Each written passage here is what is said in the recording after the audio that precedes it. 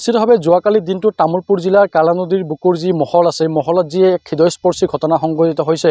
এগৰাকী মহিলা এই স্থানত কৰ্মৰত অৱস্থাত অৰ্থাৎ শিলসমূহ শিলৰ খনন কাৰ্যত জড়িত হৈ থকা অৱস্থাত এক্সকাভেটৰে আচলতে সেই মহিলাগৰাকীৰ মুণ্ড আচলতে কেনেধৰণে ছিঙি লৈ গৈছিলে সেয়া সকলোৱে দেখিছে। আৰু এই কথা আমি ND24 বাৰম্বাৰ আমি ধাৰাবাহিকভাৱে আমি বাতৰি সম্প্ৰচাৰ কৰি আহিছোঁ। আৰু যি স্থানত ঘটনা সংঘটিত হৈছিল এই স্থানত আমি বৰ্তমান ইয়াৰ কিছু দৃশ্যাৱলী আমি দেখুৱাবলৈ এই স্থানত আমি উপস্থিত হৈছোঁ।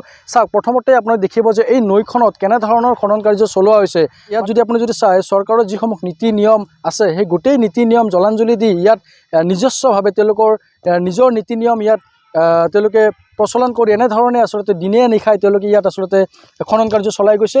আৰু এইফালে যদি পৰিৱেশটো দেখুৱাই আমি কিছু মোৰ সহযোগীক দেখুৱাবলৈ অনুৰোধ জনাইছোঁ যে ইয়াৰ পৰা কিছু দূৰত্বত সেই মহিলাগৰাকীৰ ইয়াত কৰ্মৰত হৈ আছিল। আৰু এই স্থানত কৰ্মৰত হৈ থকা অৱস্থাত মহিলাগৰাকীৰ কাষতে যি এক্সকাভেটৰ আছিল সেই এক্সকাভেটৰে হয়তো অসাৱধানতাৰ বাবে এই মহিলাগৰাকীক আচলতে ডিঙি ছিঙি লৈ যায়। কেৱল ডিঙি নহয়, মই উল্লেখ কৰিছোঁ মহিলাগৰাকীৰ মৃতদেহ ইয়াত উদ্ধাৰ হৈছিল বহু পলমকৈ।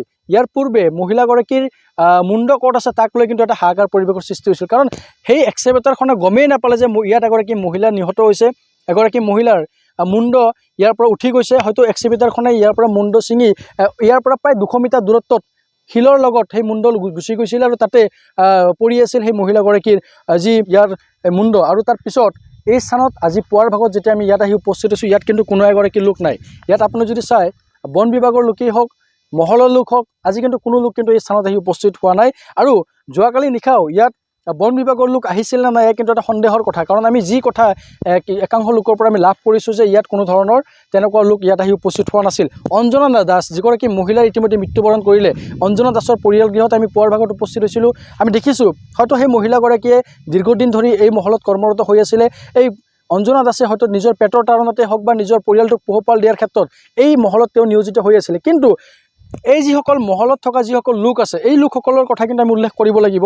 এই লোকসকলে আচলতে এনেধৰণৰ একাংশ মহিলাক তেওঁলোকে ইয়াতে ব্যৱহাৰ কৰি তেওঁলোকে ইয়াতে দিনে নিশাই ইয়াতে কৰ্মৰত অৱস্থাত ৰাখে। আৰু সেই মহিলাসকলে কেৱল দুটামান কিছু টকাৰ বাবে এই মহলত তেওঁলোকে কৰ্মৰত হৈ থাকে, কিন্তু তেওঁলোকৰ নিৰাপত্তাৰ দিশটোক লৈ কিন্তু কোনেও চিন্তা কৰা নাই।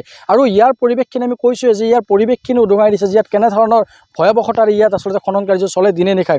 আপুনি যদি চৰকাৰী নীতি নিয়মসমূহ যদি আপুনি যদি চাবলৈ যায় তেন্তে ইয়াত সেই নীতি নিয়মৰ কোনো ধৰণৰ ইয়াত নাই। ইয়াত এই যিসমূহ নীতি নিয়ম আছে সকলো নীতি নিয়ম জলাঞ্জলি দি তেওঁলোকৰ নিজস্ব মইমতালিভাৱে এনেধৰণে নদীৰ বুকুত তেওঁলোকে যি নদীৰ বুকুত আচলতে উদং কৰা যি প্ৰক্ৰিয়া সেই প্ৰক্ৰিয়া কিন্তু ইয়াত কিন্তু অব্যাহত ৰাখিছে। আৰু এই যি মহল আছে মহলসমূহৰ যিসমূহ ধন বা চৰকাৰে যি ধৰণে ইয়াত কৰ পাব লাগে সেই কৰসমূহ পাইছে নে নাই এয়াও কিন্তু এটা বৰ্তমান এই মুহূৰ্তত এটা প্ৰশ্ন উত্থাপন হৈছে।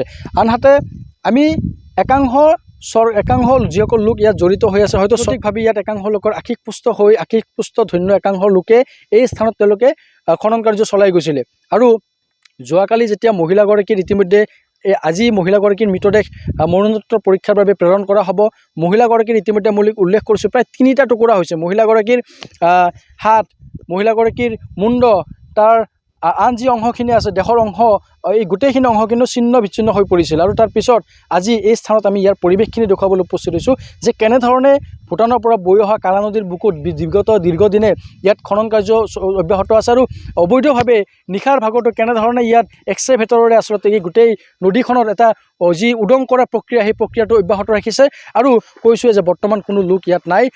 বৰ্তমান ইয়াত যিসকল মহলত যিসমূহ লোক থাকে আমি অইন দিনা যদি আমি চাওঁ ইয়াত আচলতে যথেষ্ট সংখ্যক লোকে লোকাৰণ্য হৈ থাকে, JCB এক্সকাভেটৰ ইয়াত ভৰ্তি হৈ থাকে। কিন্তু আজি ইয়াত কোনো লোক নাই, ইয়াত কোনো লোক বৰ্তমান খবৰ ল'ব ইয়াত অহা নাই।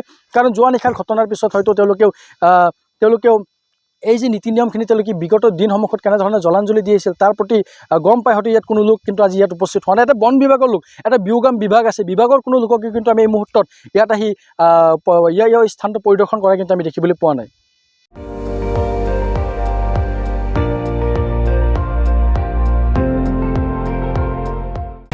আপুনি চাই আছে ND24, সৰ্বশ্ৰেষ্ঠ নহয় সৰ্বোত্তমৰ দৌৰ।